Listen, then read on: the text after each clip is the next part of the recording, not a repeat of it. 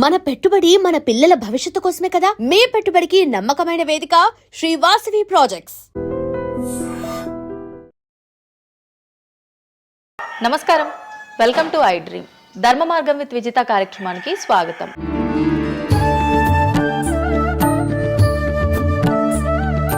ప్రస్తుతం మనతో పాటు ఉన్నారు ప్రముఖ జ్యోతిష్యులు వేణుస్వామి గారు. ఇప్పుడు వారితో మాట్లాడి మరిన్ని విషయాలు తెలుసుకుందాం. ముఖ్యంగా మనకెన్నో సందేహాలు ఉంటూ ఉంటాయి, వాటి గురించి అడిగి తెలుసుకునే ప్రయత్నం చేద్దాం. నమస్కారం అండి. నమస్తే తల్లి. ఓం నమో వెంకటేశాయ. వెంకటాద్రి సంస్థానం బ్రహ్మాండే నాశకించిన వెంకటేశ సమోదేవో నా భూతో నా భవిష్యతి.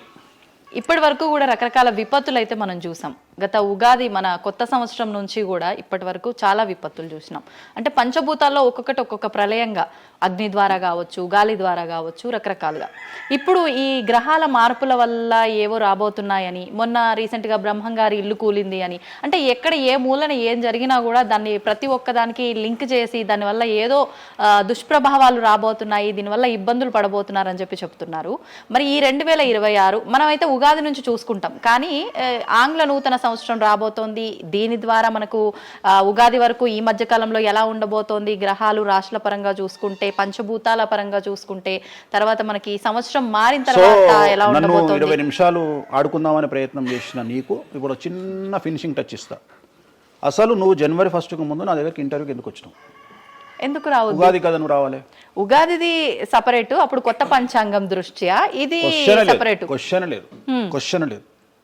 ఎందుకని? తప్పు. దీనికి ఆన్సర్ చెప్పినాకనే ముందరకు పోవాలి మనం.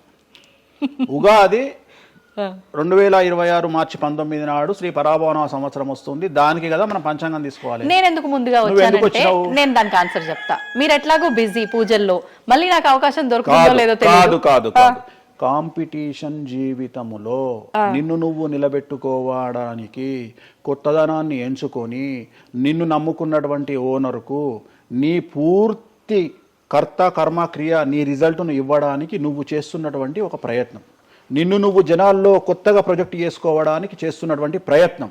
అదే ప్రయత్నం వేణుస్వామి చేసిండు కామాఖ్య విషయంలో. అమ్మా ఇట్లొచ్చారా? అర్థమైందా? కాబట్టి జనాల్లో కొత్తదానంలో కొత్తగా వస్తే నువ్వు గదే యాంకరింగ్ నేర్చుకున్నావు, గాయన గదే అడ్వకేట్ చదువుకుండు, గా టీవీ ఛానల్ గదే చేసింది. మరి గా టీవీ ఛానల్ ఏమో ప్రైమ్ టైం స్లాట్ 2 లక్షలు ఎట్లా పోతుంది? పనికి వాళ్ళ చిన్న ఛానల్ 2000 ఎందుకు పోతుంది అంటే, వాళ్ళు కష్టపడడానికి వాళ్ళు చేసిన స్టింగ్ ఆపరేషన్లు కావచ్చు, వాళ్ళు జీవితాన్ని నాశనం చేసిన విధానం కావచ్చు, వాళ్ళకి ఆ పేరు వచ్చింది. సో అట్లనే వేణుస్వామి కష్టపడి ఈ స్థాయికి రావడానికి వేణుస్వామికి అంటూ ఒక బ్రాండ్ ఉన్నది. సో రెండవది, ఇదే సంవత్సరం ఇదే ఛానల్లో 2025 శివ అనే ఒక యాంకర్ కు నేను ఇంటర్వ్యూ ఇచ్చిన. అందులో చాలా విషయాలు చెప్పిన. ఏమేం చెప్పిన? ఈ సంవత్సరము రైలు ప్రమాదాలు ఎక్కువ అని చెప్పిన, విమాన ప్రమాదాలు ఎక్కువ అని చెప్పిన. చెప్పంగా వెనకకించి వచ్చి వీరికి పని పాట లేదు, వీడు పొద్దుగాలు లేస్తే ఇటువే మాట్లాడతాడు అని తిట్టిరు నన్ను. మరి అయినప్పుడు ఒక్కడన్నా పెట్టడేంద్రా? పెట్టాలే కదా. ఎందుకు పెట్టారు అంటే, చివరికి జ్యోతిష్యం చెప్పుకునే స్వేచ్ఛ కూడా మా బొందకు లేకుండా చేసిరు. జ్యోతిష్యంలో అరే ఇప్పుడు నా సొంత కవిత్వం కాదు, ఎవరిని అడిగినా చెప్తారు. ఈ సంవత్సరం గురువు అధిపతి కమాండర్ కేతువు అన్ని క్లియర్గా ఉన్నాయి. కేతువు అంటే మోక్షకారకుడు, భక్తికారకుడు. ఈ సంవత్సరం 2026లో ఎక్కడైతే జనాలు గుమిగూడు ఉంటారో అక్కడ ప్రాబ్లమ్స్ వస్తాయి. అది రేపు జరగబోయేటువంటి పుష్కరాలు కావచ్చు, రేపు జరగబోయే సమ్మక్క సారక్క పండగ కావచ్చు, లేకపోతే దేవాలయాల్లో ముక్కోటి ఏకాదశి కావచ్చు, ఎక్కడైతే భక్తి భావం ఉంటుందో అక్కడ చాలా పెద్ద పెను ప్రమాదాలు సంచలనాలు జరుగుతాయని శాస్త్రం చెప్తుంది. శాస్త్రం చెప్పినప్పుడు ఆ శాస్త్రాన్ని వేణుస్వామి చెప్తున్నాడు. దీన్ని కూడా తప్పు తీసుకుపోయి వేణుస్వామి ఏలినాడు శని నడుస్తుంది మేషరాశికి, మేషరాశి బాగుండదు అని చెప్పాలి, కానీ మేషరాశి సూపర్ స్టార్లు అవుతారని నేనెందుకు చెప్తా అంటే, అక్కడ చూసిన వేణుస్వామి మన ఒక ఆమె నేను మీనరాశి బాగాలేదంటే మీనరాశికి బాగాలేదని చెప్తున్నా వేణుస్వామి ఎక్కడ ఎప్పుడు వేణుస్వామి అని ఇట్లా ఊతుంది, ఇట్లనే ఊతుంది ఆమె, ఇట్లనే అంటుంది వేణుస్వామి చెప్పిండు అని తిట్టింది. నువ్వు నమ్మవమ్మా, ఆమె అమెరికా నుండి పంచుప్రభాకర్ అని ఒక ఆయన ఉంటాడు, ఆయన తిట్టిండమ్మా ఆ బూతులు భగవంతా, నేనైతే తెల్లారి చచ్చిపోతుండే. అంటే వాళ్ళిద్దరికి ఫైటింగ్ జరిగి గదే మీనరాశి అని చెప్తున్నాను నేను. ఆమె మీనరాశి అంట, గదే మీనరాశి అంటున్నాను. అంటే నేను చెప్పేది అదే. నేను చెప్పేది ఫస్ట్ శనీశ్వరుడు కాదు, శనేశ్వరుడు. శనీశ్వరుడు అని ఎందుకు వచ్చింది అంటే, ఒకరోజు శని శంకరుడు ఇద్దరు కలిసినప్పుడు శంకరుడు శనిని అడుగుతాడు, ఏందా నేను చూస్తే పెద్ద అందరు భయపడుతున్నారు, చాలా పెద్ద పెద్ద వాళ్ళు భయపడుతున్నారు, నువ్వు తోపు తురుమట కదా అంటాడు. అంటే నేను తోపు తురుమా కాదా, రేపు చెప్తా నీ సంగతి అంటాడు. ఎవరు? శని ఈశ్వరుని అంటాడు. అంటే ఏంది అంటే, రేపు నీ టైం వచ్చింది, నీ సంగతి ఏందో చెప్తా అంటాడు. అంటే తెల్లవారి పొద్దున సూర్యోదయానికి శంకరుడు పోయి ఒక చెట్టు తొర్రలో దాచుకొని సాయంత్రం సూర్యాస్తమయం వరకు చెట్టు తొర్రలోనే ఉంటాడు, ఉండి బయటకు వస్తాడు. బయటకు వచ్చిన తర్వాత శని ఎదురుపడితే నన్నేమో చేస్తా అన్నావు కదా, ఏం చేసినావు అంటాడు. అంటే నువ్వు లయకారకుడివి, ప్రపంచాన్ని శాసిస్తావు, ముల్లోకాలను శాసిస్తావు, అట్లాంటి నిన్ను తీసుకుపోయి సూర్యోదయం నుండి సూర్యాస్తమయం దానిక చెట్టు త్వరలో దాచిపెట్టిన, ఇంతకంటే నేను చేసేదే ఉంది అంటాడు. ఆట మొదలు పెట్టేశాడు అక్కడ ఆల్రెడీ. అప్పటి నుండి ఆయనకు శనీశ్వరుడు అని పేరు వచ్చింది. Okay okay. సో ఇది జరిగింది శంకరుడికి కూడా జరిగింది, రాముడికి కూడా జరిగింది. సో ఏలినాటి శని పీరియడ్లో, షష్టమ శని పీరియడ్లో బాధలు పడేటువంటి పరిస్థితి ప్రతి ఒక్కళ్ళకు ఉంటుంది. రెండవసారి ఏలినాటి శనిలో మరీ దరిద్రంగా ఉంటుంది. కలియుగంలో దాని తీవ్రత చాలా ఎక్కువగా ఉంటుంది. కలియుగంలో ఫిజికల్ కంటే మానసికమైన దెబ్బలు చాలా ఎక్కువగా ఉంటాయి. జనాలు కొట్టే దెబ్బలు చాలా ఎక్కువగా ఉంటాయి. నరఘోష వల్ల తినే దెబ్బలు చాలా ఎక్కువగా ఉంటాయి. కలియుగ దైవమైనటువంటి వెంకటేశ్వర స్వామి వారికే ఎన్నో రకాల పూజలు చేసి దిష్టి తీయడానికి ప్రయత్నం చేస్తున్న సందర్భంలో ఆఫ్టర్ ఆల్ మానవుల మనమింత. సో మన మీద ఎన్నో రకాల దుష్ప్రయోగాలు ఉంటాయి, ఎన్నో రకాల నరఘోషలు ఉంటాయి. సో ఇవన్నీ జనాలకు తెలియజేయాల్సిన బాధ్యత ఒరిజినల్ పండితుడిగా, ఒరిజినల్ జ్యోతిష్కుడిగా నా మీద ఉంది. సో సొంత కవిత్వము జనాలకు పాజిటివ్గా చెప్పడానికి నేనేమి ఏమో అంటారు కదా, వ్యక్తిగత ఏదో అంటారు వాళ్ళను, వ్యక్తిగతంగా కౌన్సిలింగ్ ఇచ్చేటువంటి వాడిని కాదు నేను. సో నేను శాస్త్రం ఏం చెప్పిందో నేను దాన్ని మాత్రమే జనాలకు చెప్పడానికి నేను ఇక్కడ ఉన్నా. అంతేగాని క్యాన్సర్ వచ్చిన పట్టుకొని నీకు ఏం లేదు అని చెప్పి వాడిని ఇంటికి పంపించి 2 రోజుల తర్వాత సచ్చేటట్టు చేసేటువంటి నీచుడిని నేను కాదు. క్యాన్సర్ వస్తే క్యాన్సర్ వచ్చింది, ధైర్యంగా బతుకు, ఇంకా బతుకు, నీ కోరికలు తీర్చుకో, అన్ని కోరికలు తీసుకొని సావు అని చెప్తా. రెండవది, అన్ని తిని 60 ఏళ్ళు పోతే ఏం తినకుండా 80 ఏళ్ళు బతికితే లాభం లేదు. సో కలియుగంలో ఇవన్నీ సమస్యలు చాలా తీవ్రంగా ఉంటాయి.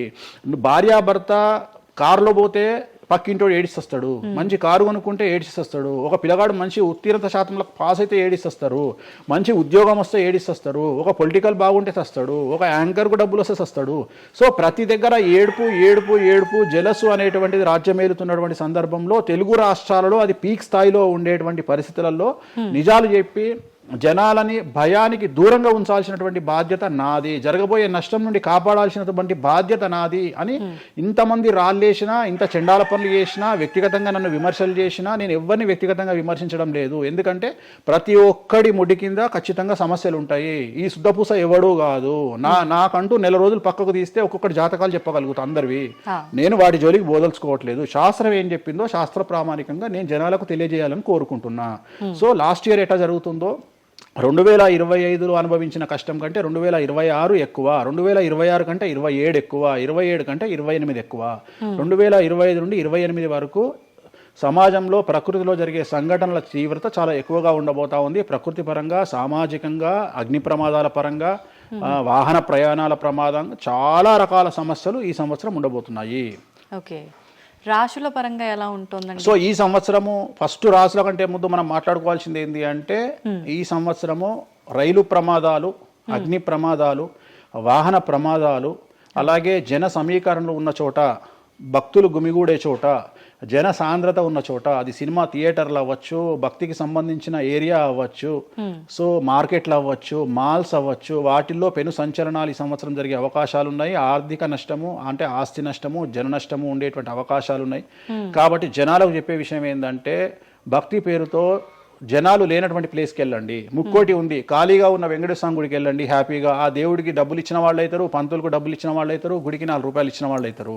అట్లనే జనాలు లేనటువంటి ప్లేసుల్లో పుష్కరాలకు వెళ్ళండి ఈ సంవత్సరము.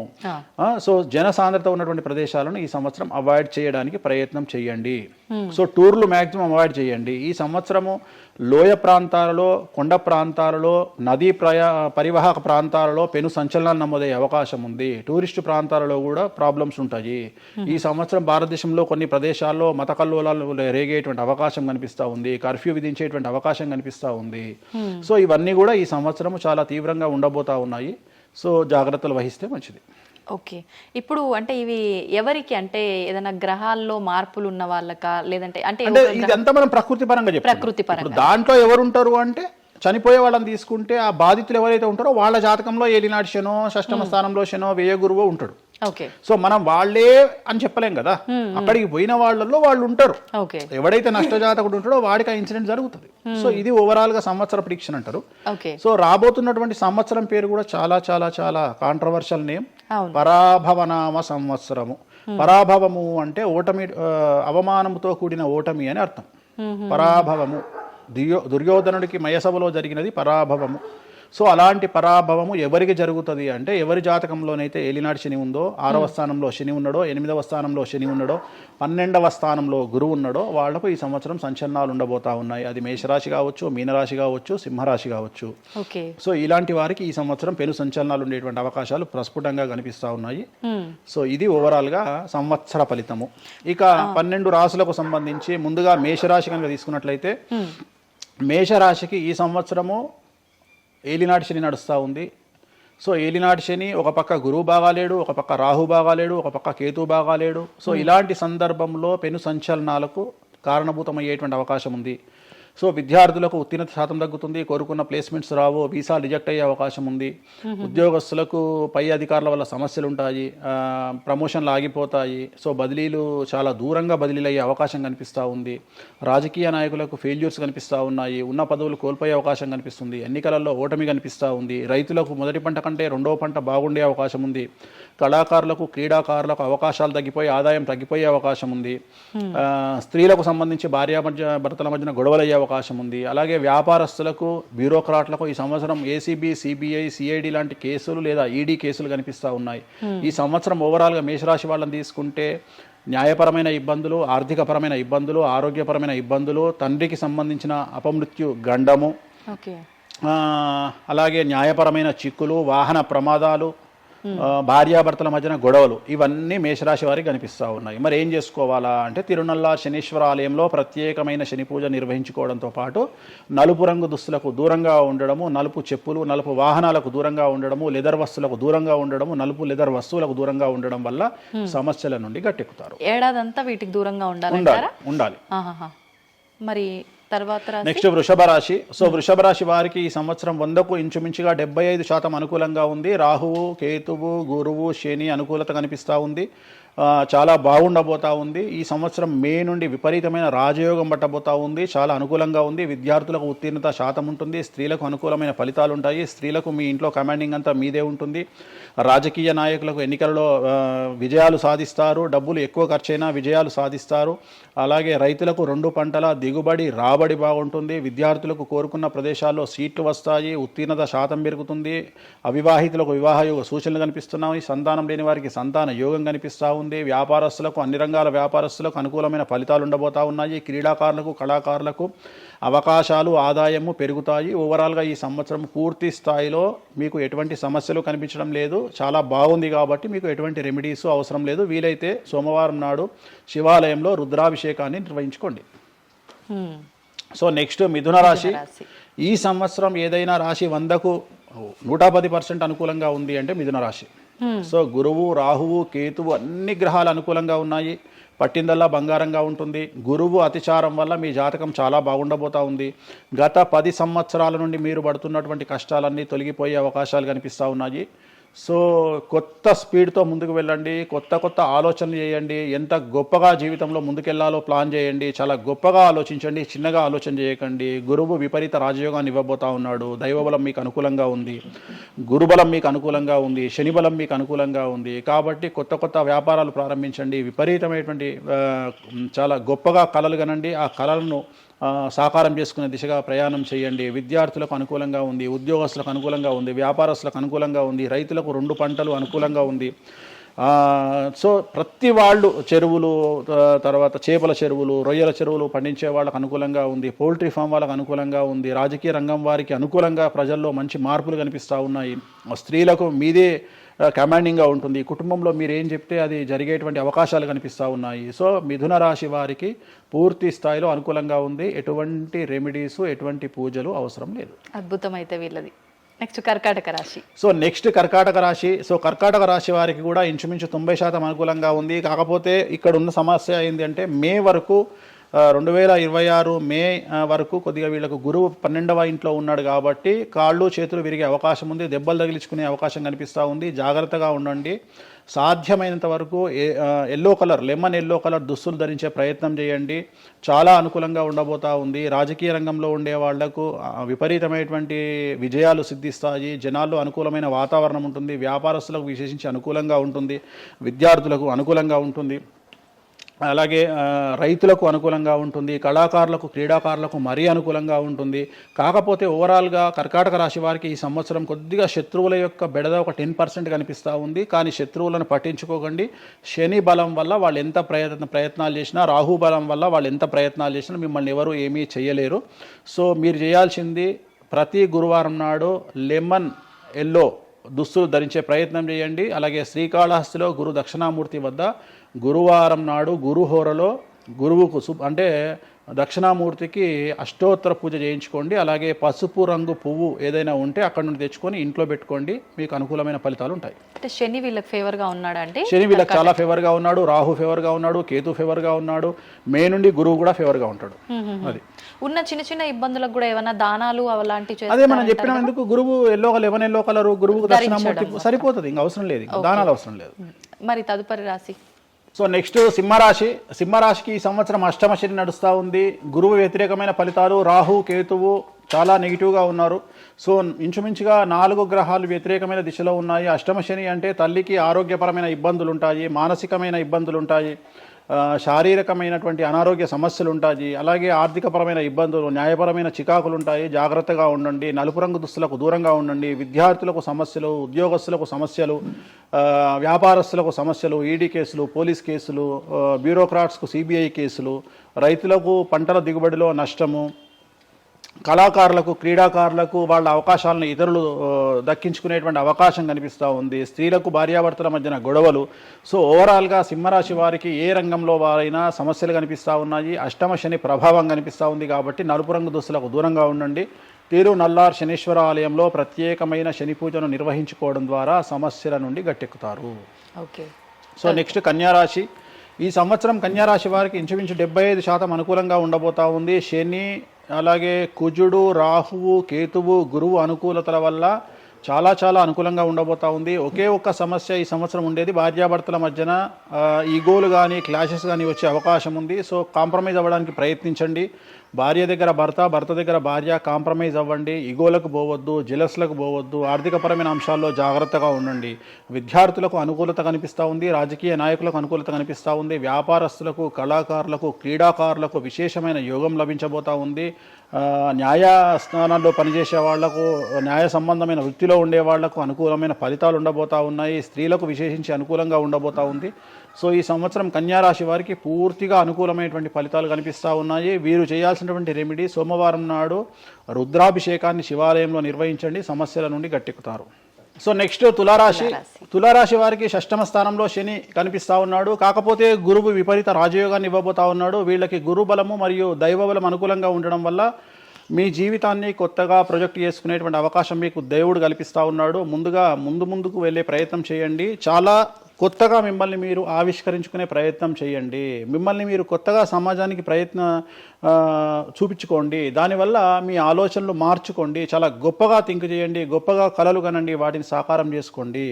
గురువు అనుకూలంగా ఉన్నాడు. కాకపోతే కుటుంబంలో పెను సంచలనం జరిగే అవకాశం కనిపిస్తూ ఉంది. 6వ స్థానము భాగ్యానికి మరియు శత్రుత్వానికి కారకుడు కాబట్టి శని వల్ల సంచలనం జరిగే అవకాశం ఉంది. విద్యార్థులు, ఉద్యోగస్తులు, వ్యాపారస్తులు, కళాకారులు, క్రీడాకారులు, రైతులు, అలాగే రాజకీయ నాయకులు ఎవరైనా సరే వాళ్ళ జీవితంలో ఏదో ఒక పెను సంచలనం జరిగే అవకాశం కనిపిస్తూ ఉంది. నలుపు రంగు దుస్తులకు దూరంగా ఉండండి. తిరునల్లార్ శనీశ్వర ఆలయంలో ప్రత్యేకమైన శని పూజ నిర్వహించడం ద్వారా సమస్యల నుండి బయటపడతారు. నెక్స్ట్ వృశ్చిక రాశి. వృశ్చిక రాశి వారికి అర్ధాష్టమ శని వెళ్ళిపోయింది. శని, గురువులు అనుకూలంగా ఉన్నారు. రాహు, కేతువులు అనుకూలంగా ఉన్నారు. కళాకారులు, క్రీడాకారులు, ఉద్యోగస్తులు, విద్యార్థులు, వ్యాపారస్తులు, రైతులు, రాజకీయ నాయకులు, స్త్రీలు, అన్ని రంగాల వారికి పూర్తిగా 100కి 100% అనుకూలంగా ఉన్నటువంటి రాశి వృశ్చిక రాశి. పూర్తి స్థాయిలో విశాఖ 4, అనురాధ 1, 2, 3, 4, జ్యేష్ఠ 1, 2, 3, 4, 9 పాదాల వారికి విశేషించి రాజయోగంగా భావించాల్సి ఉంటుంది. మే వరకు విపరీత రాజయోగం కనిపిస్తూ ఉంది. మే తదుపరి కూడా అనుకూలమైన ఫలితాలను పొందుతారు. కాబట్టి వీరికి ఎటువంటి రెమెడీస్, ఎటువంటి పూజలు అవసరం లేదు. చాలా గొప్పగా కళలు కనండి, మీకున్నటువంటి కళలను సాకారం చేసుకోండి, మీకు ఎటువంటి రెమెడీస్ కూడా అవసరం లేదు. నెక్స్ట్ ధనుసు రాశి వారికి అర్ధాష్టమ శని నడుస్తూ ఉంది. అర్ధాష్టమ శని అనేటువంటిది డబ్బులను అధికంగా ఇచ్చి ఆ డబ్బుల ద్వారా సమస్యలు తెచ్చేటువంటి ఒక పరిస్థితి. అంటే డబ్బులు లేకపోతేనే సమస్యలు అంటారా, డబ్బులు ఉంటే కూడా సమస్యలు. డబ్బులు ఉన్నప్పుడు వాటిని మనం ఖర్చు చేసే విధానంలో సమస్యలు, వాటిని మనం ఎలా సమాజంలో ఖర్చు పెట్టబోతున్నామనే సమస్యలు ఏర్పడేటువంటి అవకాశం ఉంది. కాబట్టి మీరు ఇన్వెస్ట్మెంట్ చేయడంలో కానీ, అప్పులు ఇవ్వడంలో కానీ, ఎవరికైనా అప్పులు ఇవ్వడంలో కానీ, చిట్టీలు వేయడంలో కానీ, సహాయం చేయబోయేటప్పుడు కానీ జాగ్రత్తలు తీసుకోండి. ఎటువంటి పరిస్థితుల్లోనూ డబ్బులు ఎవరికి ఇవ్వవద్దు. సో ధనుస్సు రాశి వారికి డబ్బు పరంగా సమస్యలు ఏర్పడే అవకాశం ఉంది. రాక డబ్బులు వచ్చినాయి కాబట్టి తీసుకెళ్ళి వేరే వాళ్ళకి ఇచ్చి మోసపోయే అవకాశాలు కనిపిస్తూ ఉన్నాయి. ఈ ఒక్క విషయంలో ధనుసు రాశి వాళ్ళు జాగ్రత్తలు తీసుకుంటే విద్యార్థులకు, ఉద్యోగస్తులకు, కళాకారులకు, క్రీడాకారులకు, రాజకీయ నాయకులకు, స్త్రీలకు, వ్యాపారస్తులకు, రైతులకు, అన్ని రంగాల వారికి ఈ సంవత్సరం అనుకూలంగా ఉంటుంది. ఓన్లీ మీరు చేయాల్సిన రెమెడీ నలుపు రంగు దుస్తులకు దూరంగా ఉండండి. తిరునల్లార్ శనీశ్వర ఆలయంలో ప్రత్యేకమైన శని పూజ నిర్వహించడం ద్వారా సమస్యల నుండి గట్టెక్కుతారు. నెక్స్ట్ మకర రాశి వారికి ఈ సంవత్సరం చాలా అనుకూలంగా ఉంది. ఈ సంవత్సరం అండర్లైన్ చేయాల్సిన విషయం ఏమిటంటే మకర రాశి వారికి భార్యాభర్తల మధ్యన గ్యాప్ ఏర్పడేటువంటి అవకాశం ఉంది, గొడవలు వచ్చే అవకాశం ఉంది, ఈగోస్ వల్ల కానీ వేటి వల్ల అయినా సమస్యలు వచ్చే అవకాశం ఉంది. అది కాకుండా విద్యార్థులకు అనుకూలతలు ఉంటాయి, ఉద్యోగస్తులకు అనుకూలతలు ఉంటాయి, రైతులకు 2 పంటల దిగుబడి రాబడి ఉంటుంది. అలాగే రాజకీయ నాయకులకు సమాజంలో మంచి పేరు ప్రఖ్యాతులతో పాటు పదవులు సిద్ధిస్తాయి. రైతులకు 2 పంటల దిగుబడి రాబడి ఉంటుంది. వ్యాపారస్తులకు రూపాయికి 100 రూపాయల లాభం ఉంటుంది. స్త్రీలకు కోరుకున్నటువంటి ఫలితాలు ఉంటాయి. అన్ని రంగాల వారికి అనుకూలమైన ఫలితాలు మకర రాశి వారికి ఉండబోతా ఉన్నాయి. వీరు సోమవారం నాడు శివాలయంలో రుద్రాభిషేకం నిర్వహించుకున్నట్లయితే సమస్యల నుండి గట్టెక్కుతారు. సో నెక్స్ట్ కుంభరాశి వారికి ఏలినాటి శని చివరి అంకంలో ఉంది. చాలా సమస్యలు కనిపించబోతా ఉన్నాయి. కుటుంబంలో ఎవరిని తీసుకున్నా విద్యార్థులు, ఉద్యోగస్తులు, వ్యాపారస్తులు, కళాకారులు, క్రీడాకారులు, రాజకీయ నాయకులు, స్త్రీలు, ఉద్యోగస్తులు, బ్యూరోక్రాట్లు అందరికీ సమస్యలు ఉన్నాయి. వాహన ప్రమాదాలు, పోలీస్ కేసులు, కోర్టు కేసులు, ఆరోగ్యపరమైన ఇబ్బందులు, మానసికమైన ఇబ్బందులు, స్త్రీలకైతే థైరాయిడ్ సమస్యలు, పీసీఓడి సమస్యలు, గర్భసంచికి సంబంధించిన సమస్యలు, మానసికమైన ఇబ్బందులు బాధించే అవకాశం కనిపిస్తూ ఉంది. జాగ్రత్తగా ఉండండి. నలుపు రంగు దుస్తులకు దూరంగా ఉండండి. శనివార నియమాన్ని పాటించండి. సప్త శనివార వ్రతాన్ని పాటించండి. సప్త శనివార వ్రతం అంటే శనివారం నాడు శ్రీ వెంకటేశ్వర స్వామి వారికి సంబంధించినటువంటి వ్రతము. ఇది పుస్తకం మీకు మార్కెట్లో దొరుకుతుంది, తీసుకొచ్చుకొని 7 వారాల పాటు 7 శనివారాల పాటు చేయండి. సమస్యల నుండి గట్టెక్కుతారు. ఇక చివరిది లాస్ట్ది అనేటువంటిది మీనరాశి వారికి ఈ సంవత్సరం జన్మశని నడుస్తూ ఉంది. జన్మశని చాలా డేంజరస్గా ఉండబోతూ ఉంది. ఏ రంగంలో ఉండే వారికైనా ఈ సంవత్సరం సమస్యలు తప్పవు. ఆర్థికంగా, సామాజికంగా, న్యాయపరంగా, ఆరోగ్యపరంగా, వాహన ప్రమాదాలు అవ్వచ్చు, ఆర్థికపరమైన నష్టాలు అవ్వచ్చు, పోలీస్ కేసులు అవ్వచ్చు, ఇంట్లో తల్లిదండ్రులు ఒకళ్లకు ప్రాణగండాలు అవ్వచ్చు, భార్యాభర్తల మధ్యన గొడవలు అవ్వచ్చు. మరీ ముఖ్యంగా ఈ సంవత్సరం మీనరాశి జాతకులు ఉండేటువంటి ఇళ్లలో మగవాళ్లకు సంపాదన లేకుండా ఖాళీగా ఉండడం వల్ల ఆడవాళ్లు మాత్రమే సంపాదించి, ఆడవాళ్ల ఉద్యోగంతో డబ్బులు సంపాదించి, ఆడవాళ్ల అంటే భార్యల మీదనో, ఆడవాళ్ల కూతుళ్ళ మీదనో, తల్లి మీదనో బ్రతికేటువంటి పరిస్థితి మగవాళ్లకు ఉండే అవకాశం ఉంది. కాబట్టి ఈగోలను చంపుకోండి. సో ఆడవారి మీద బ్రతకడానికి సిద్ధపడండి, కష్టపడండి, మానసికంగా సంసిద్ధులుగా ఉండండి. అంటే అలాంటి ఒక కండిషన్ ఈ సంవత్సరం ఉండబోతా ఉంది. ఈ ఒక్క సంవత్సరాన్ని కనుక మీరు దాటగలిగితే మీ జీవితంలో మంచి మంచి మంచి పొజిషన్లకు వెళ్తారు. సో నలుపు రంగు దుస్తులకు దూరంగా ఉండండి. రాత్రిపూట ప్రయాణాలు చేయకండి. వాహన ప్రమాదాలు జరిగే అవకాశం కనిపిస్తూ ఉంది. జన సమూహం ఉన్నటువంటి ప్రాంతాలకు వెళ్ళకండి. సో జాగ్రత్తలు తీసుకోండి. నలుపు రంగు దుస్తులకు దూరంగా ఉండండి. తిరునల్లార్ శనీశ్వర ఆలయంలో ప్రత్యేకమైన శని పూజ నిర్వహించడం ద్వారా సమస్యల నుండి బయటపడతారు. ఇప్పుడు ఈ రాశి ఫలాల్ని ఈ మధ్యకాలంలో చాలా మంది ఫాలో అవుతున్నారండి. ఇది అక్షరం అంటే పేరులో మొదటి అక్షరాన్ని బట్టి ఫాలో అవ్వాలా, లేదంటే డేట్ ఆఫ్ బర్త్ బట్టి వచ్చే రాశిని ఫాలో అవ్వాలా? ఇది పేరులో దాని సంబంధం లేదు, డేట్ ఆఫ్ బర్త్ ప్రకారం చూసుకోవాలి. రెండోది ఇది గోచారం, గ్రహచారం వేరు, గోచారం వేరు. ఇది జస్ట్ గోచారం ప్రకారం ఎలాగైతే మనము సౌరమానం ప్రకారము మనం చూసుకుంటామో అలా ఇది ఓన్లీ చాంద్రమానం ప్రకారము మీ నక్షత్రం ప్రకారం చూసుకోవాల్సిందే. మళ్ళీ వ్యక్తిగతమైన జాతకం వేరు. అంటే ఒక 3-4 రాశులు మినహాయించి అన్ని రాశుల వారికి కొంచెం ఇబ్బందికర పరిస్థితులే ఉన్నాయి. దానికి మీరు చెప్పిన రెమెడీస్ చేసుకుంటే సరిపోతుంది. ధన్యవాదాలండి, చాలా చక్కగా వివరించారు. ఓం నమో వెంకటేశాయ.